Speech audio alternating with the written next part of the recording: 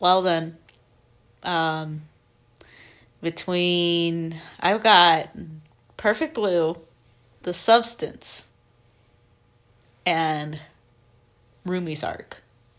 From K-pop Demon Hunters. Yes. I think I got it.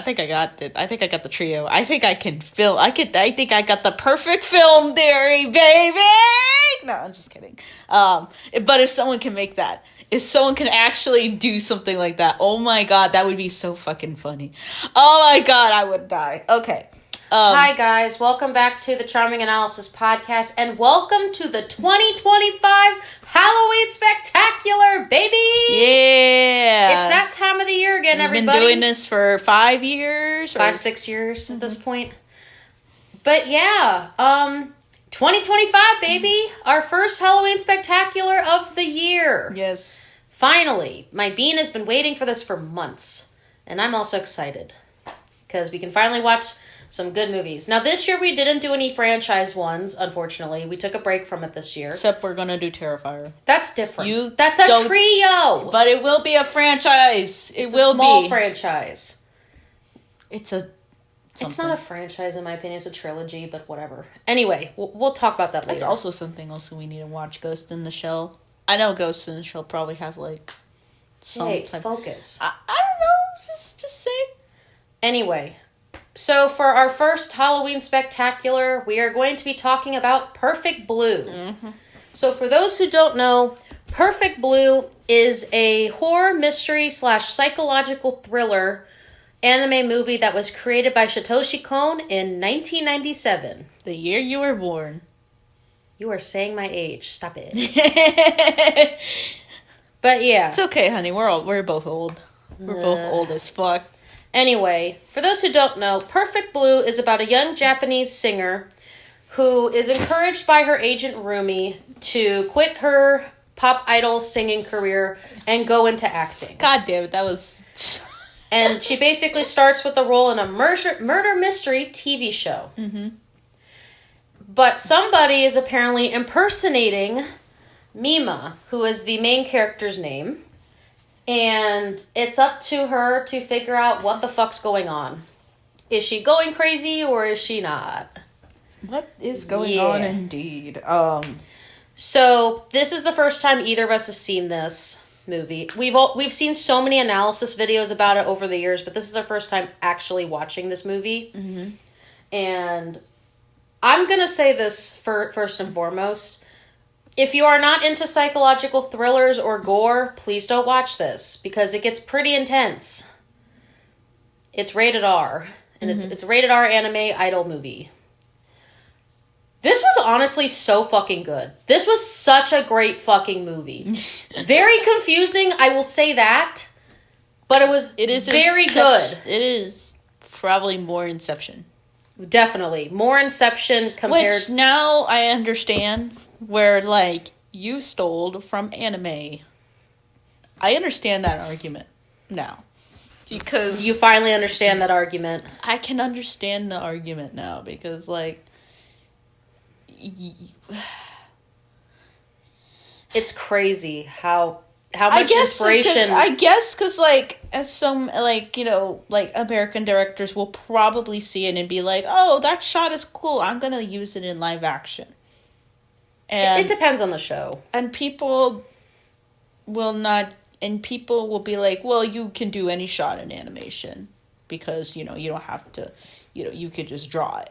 And, like, you know, you can stage it, you can draw it.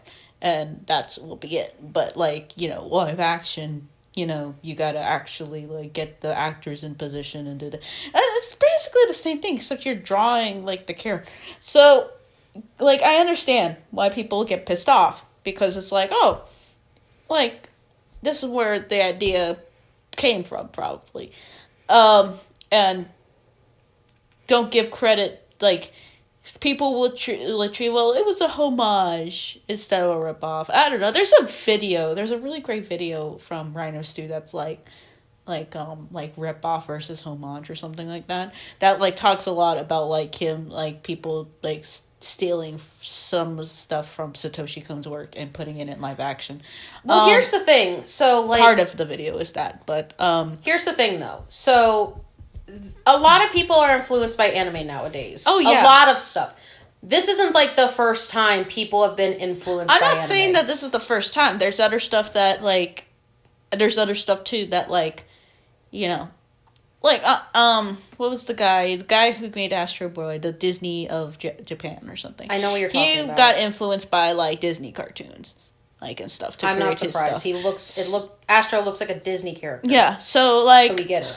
I'm not saying that people, like, you know, people all around the world haven't, like, gotten inspired by, like, an art style. Or like a series in general. Or a series. Or which a movie, I'm not surprised. Or something like that. Every single piece of work of art is going to have some form of other piece of art in there. It's just when people are, like, some people will say, like, some people will be like, oh, I didn't, like, you know, a shot that looks exactly like them, but it's like, oh, I was just from my own head. Maybe it was from your own head, but... You got influenced by something. You got influenced by... If you didn't, you got influenced by something to do that. Jay, you are getting so No, sidetracked. it's just an interesting argument to me, a little bit. I don't know what's right and what's wrong. If they want to, like, if people really wanted to do that, then they could, like, you know, sue for, like, you know, visual infringement or whatever, like stuff like that. But, like, art will influence art. Yeah. I think art will influence art, and there's a good way to do it, and there's a bad way to do it, you know? Anyway, we get it. But this one, I was just like, man, when I actually see Inception, I'm going to probably be underwhelmed by it. Because this honestly... Because, like, this was a mindfuck. This was basically 1997's version of a mindfuck. And this wasn't, like, really trippy or anything. It's not like... Yeah, like, it wasn't like tripping on acid type visuals, but, like, just the way that it was... It was shot. No, you're putting words in my mouth. The way that it was, I guess, paced, and the way that transitions happen from scene to scene, where you couldn't tell if it was an actual film that they were doing, or if it was real, or if it was in a person's head, or anything like that. And it was just cut from one thing to another, and it was disorienting. It was definitely whiplash. Yeah, it was definitely whiplash. Because I was like, wait, I was trying to make the connection in my head as it was going along. And I was kind of like... Same here. Like, okay, I think I got it now. And then they would pull some shit. I'll be like, no, wait. So this is this connected to that, or was you're like that one character with like all the pinpoints on the map from like It's Always Sunny in Philadelphia? Was it Charlie Day? I think you know what I'm talking about. Yeah, I think that's it's Charlie you Day right now with this. Yeah, like I was just like trying to pinpoint, like, okay, where does this stop and where does it end? And it doesn't show you until like the last 5 minutes of the movie. So I was just like trying to figure it out over and over again, and I like movies that can do that. That's so fun to me. It's also crazy the fact that like you don't really notice, but I guess that's like also... any subtle hints until like the very fucking end. Mm-hmm. Because I couldn't tell at a good point if she was actually real or if she was like a fake person. Mm-hmm. Like it got to that point. But yeah, this was a really genuinely good movie, and I'm genuinely surprised that we haven't seen it till now. We should have saw this so much longer ago. I was like, hey, I'm like, you know, because we saw Tokyo Godfathers and Paprika. Yeah, Paprika. Paprika, which are fine. I would put Paprika. We already rated like Tokyo Godfathers, but Paprika we never really like did a podcast on. We didn't. We were going to, and then we ended up like because I was just like, okay, I'm sure that this is a lot better than I give it credit for. But I just wasn't getting into it. And I couldn't get into Godfathers was fine. I still thought it was good. Yeah, it was fine. It was fine. It was a fine little like movie. But like I was like, man, I hope like this isn't. I hope that Millennium Actress doesn't give me the same feeling of like being like kind of a little bit overhyped for me, because like the other two were just like meh. But no, this wasn't. This was actually pretty fucking great. This was one of the better, like, anime movies that we've seen. This is one of the better ones. I like actually watching. Well, I haven't watched movies. Many anime movies. I've watched like a good chunk of them. You can judge based on This is definitely one of the better ones I've seen. Uh-huh. And the fact that you start to really, excuse me, I got the burps. Mm-hmm. You get to a point where it's confusing to figure out what is real and what is like fake. You get to that point with this movie that the lines are so blurred, you can't even tell what's real or fake anymore. And that's honestly fucking crazy with this movie. I was about to say series. I'm like, no, it's not a series. It's a movie. But still, you get my point. My favorite part about this movie was the fact that you get to see older Idol kind of shit. Because most of the Idol stuff, they really talk about Idol stuff like in the modern day. We don't really get to see much from like the 80s, 90s era. Mm-hmm. So it's kind of interesting seeing that take on the idol groups kind of deal. Like the fact that they were a trio. Also, we gotta definitely see Belle one of these days. Yeah. Belle's apparently supposed to be really good. Yeah.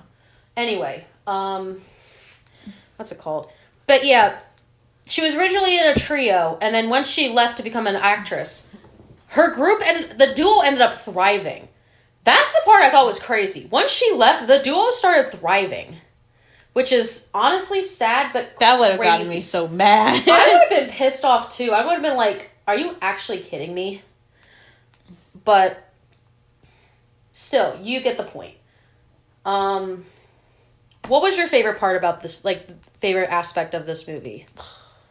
I'm curious. My favorite aspect of it. I also like that she was willing to get out of her comfort zone, which not a lot of people are able to do. But that was like, I was like, immediately when they were like, we're gonna have you do a scene like immediately to get your career started, and that is what they ended up doing. That was like, oh my god, Jesus Christ, this is just some brutal. That's some bullshit. That's some fucking bullshit, man. I was like, from being a pop idol to suddenly starring in a scene like that. Oh, if you've seen it, you know what we're talking about. Yeah, we're not going to say what it is. One, because it's a spoiler, and two, it's very fucking graphic. It's not even that graphic. It's just like, it was just kind of like, it was just like more of the fact, like, I wasn't like, you know, it wasn't shock value. It was just like, it was just the fact that she like had to, like, she wasn't, I guess you could say, like, she wasn't pressured to do it at all.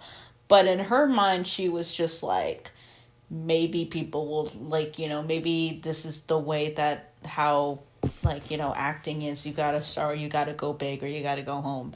And she, I guess, like, when she was actually in it, she just was just dissociating, like, very bad. Yeah, dissociating very bad. And it was like kind of the start of, like, dude, the whole Inception thing, and it got me to question a whole bunch of shit. So I'm just like, okay, is this scene connected to everything else? Because, like, it was real, and then to bring it up back and again in the quote unquote, I guess, partial finale, was just really like a trip. I'm like, okay, did this actually happen, or I is this, would like, not be surprised. Like, I would not be surprised if they actually went that route with her. Mm-hmm. I wouldn't be surprised, because it was traumatizing in an aspect. Mm-hmm.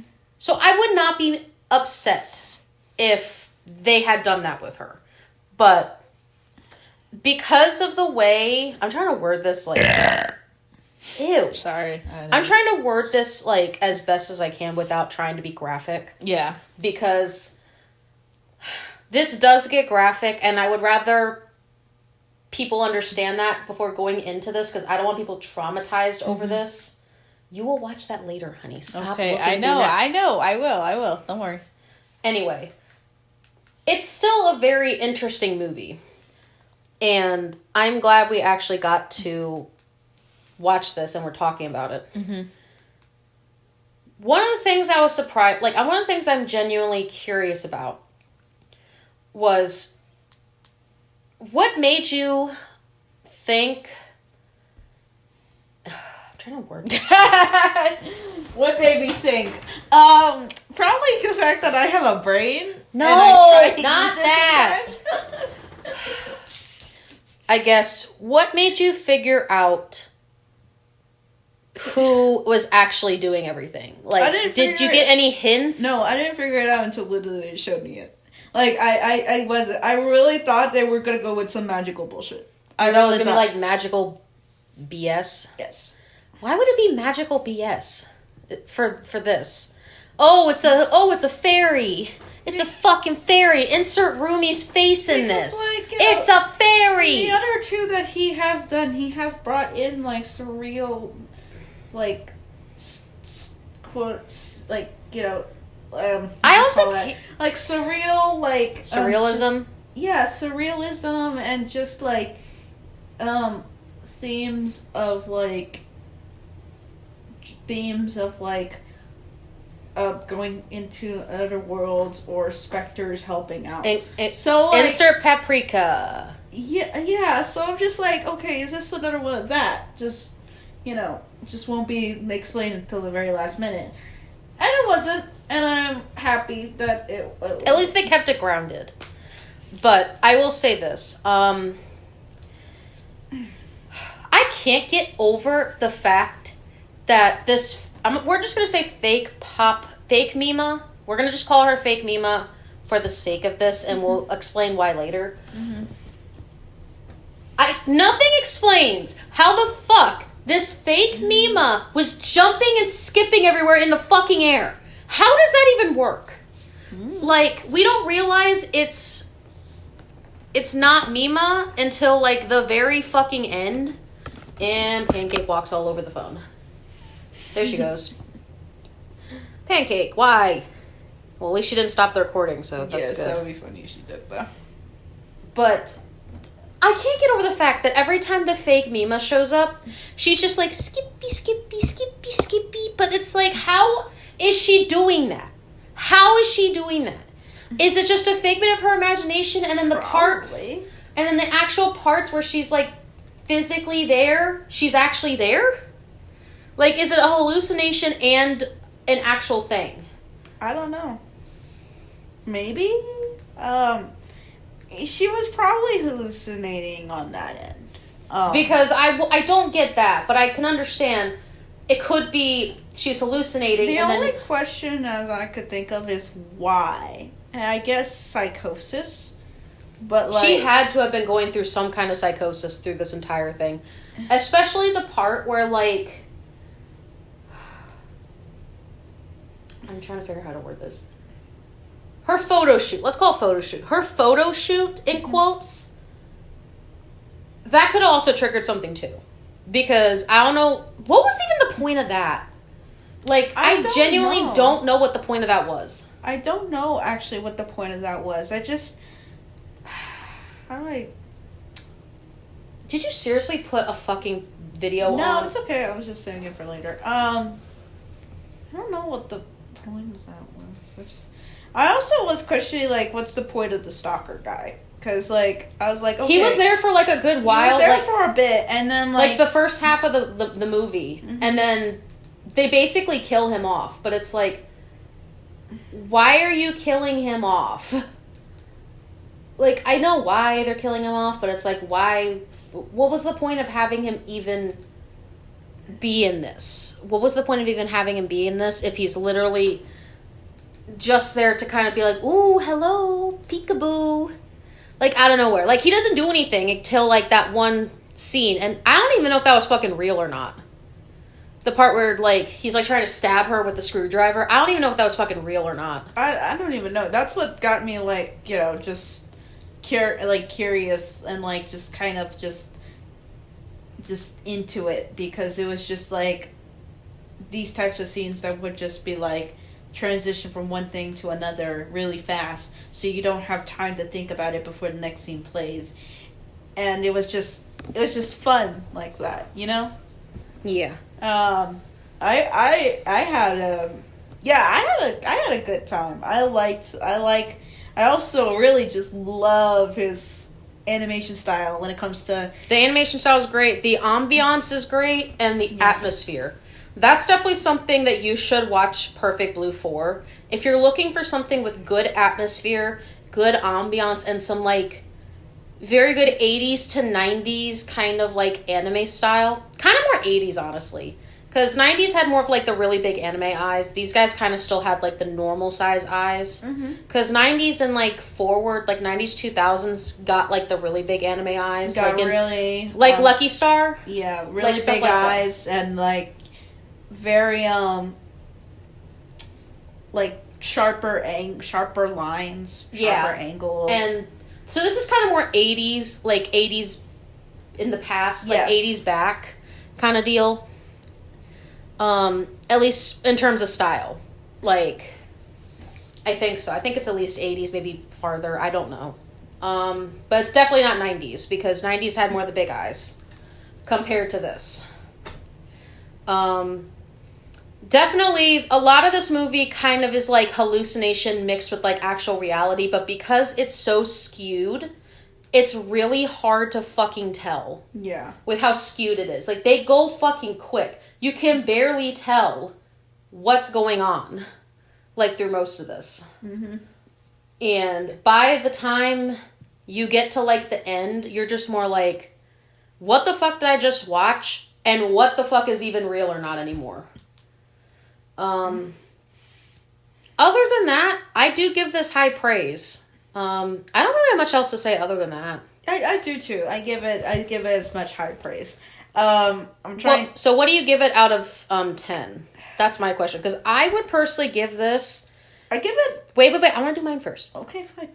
I personally give this a 9.5 out of 10. This is one of the better Satoshi Kon movies we've seen. So it's one of the best movies that you've ever seen. Okay, maybe like an 8. Actually, wait.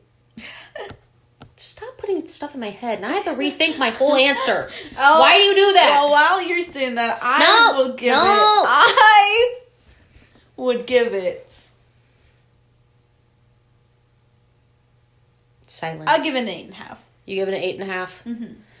Fine, I'll give it an 8.5 as well. Stop making me rethink my decisions. Because I'm like, okay, this is really fun to digest and stuff like that. It's really fun. Now I see why a lot of people like to do videos about this. Yeah, it's really fun to digest and figure out what's going on. Is it a movie that I completely got sucked into and claim it to be one of the best ever made? No. Probably not. But I like the way I like the feelings it brought out of me because I normally have fun with these types of movies. I normally don't have fun with these types. But whenever I see a movie, I guess, like in general, I normally don't have the guessing game in my head. But this one you definitely did. But yes. But yeah, 8.5 is a pretty good spot. Stop making me question my decisions, though, please. I will. Yes, I will. You will always. I will always have you questioning your decisions. But yeah, we give it an 8.5. But yes, we have movies planned for this month. Yes. So Jay's gonna definitely post this and edit it after we're done recording this, so we can have that up. But we do have a bunch of movies planned for you guys. We're hoping to get at least 6 to 10 hopefully out, if possible. We already have 6 planned. We're going to have like 4 other ones or so that we probably didn't plan. We'll see. But yeah, this is basically the end of the podcast for today. Thank you guys for watching. And as always, I'm Mari. I'm Jay. And we're out. Bye, guys. Bye.